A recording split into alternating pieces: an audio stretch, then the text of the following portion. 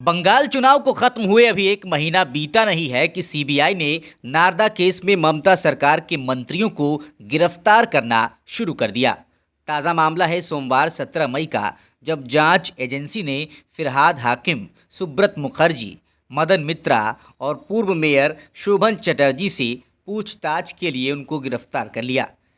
गिरफ्तारी के विरोध में कुछ ही घंटों के भीतर मुख्यमंत्री ममता बनर्जी खुद कोलकाता में सीबीआई के दफ्तर पहुंच गई। यहां उन्होंने सीबीआई से कहा कि आप मुझे भी गिरफ्तार करिए, इस तरह से आप मेरे नेताओं को गिरफ्तार नहीं कर सकते।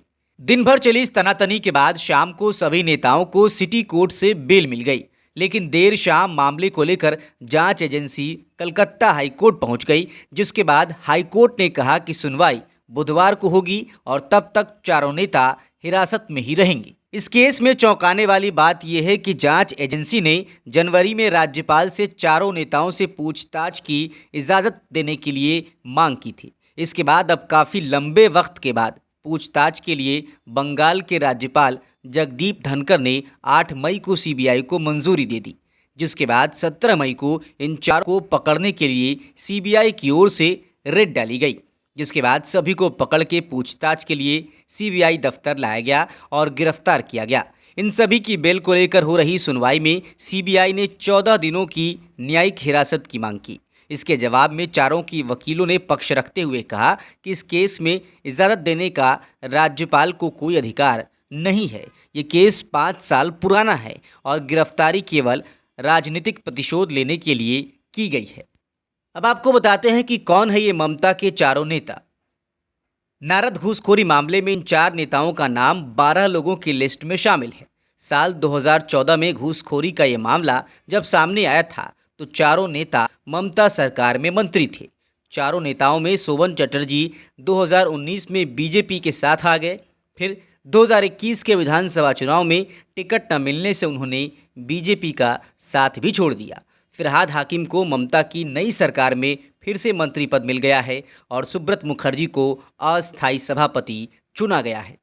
मदन मित्रा ममता सरकार में खेल और परिवहन मंत्री के पद पर रहे हैं। नारदा केस असल में नारदा न्यूज़ के द्वारा किया गया एक स्टिंग ऑपरेशन था, जिसके वीडियो 2016 में बंगाल चुनाव से पहले सामने आए थे।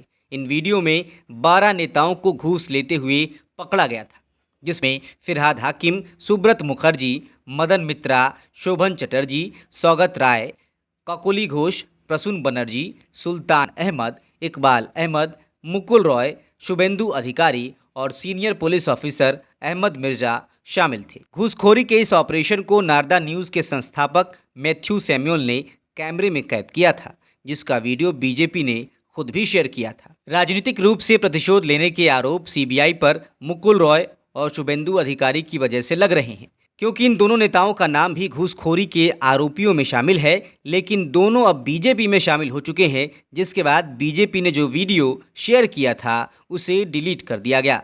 सोमवार को हुई कार्रवाई पर पत्रकार मैथ्यू सैमुअल ने खुशी जताते हुए कहा कि ये चौंकाने वाली बात है कि कुछ लोगों को छोड़ दिया गया, जबकि वीडियो में और भी लोग थे। अब बंगाल चुनाव हो चुके हैं और ममता की सरकार बन चुकी है, तो सीबीआई के इस तरह से गिरफ्तारियों से प्रतिशोध का मामला तूल पकड़ने लगा है। देखने वाली बात होगी कि क्या इन दोनों नेताओं के बीजेपी में शामिल होने के बाद इन पर भी कोई कार्रवाई होगी या नहीं। ये खबर आपके लिए हमारे साथी विजेश गोस्वामी ने लिखी है। आप बने रहें मैं मीडिया के साथ। नमस्कार।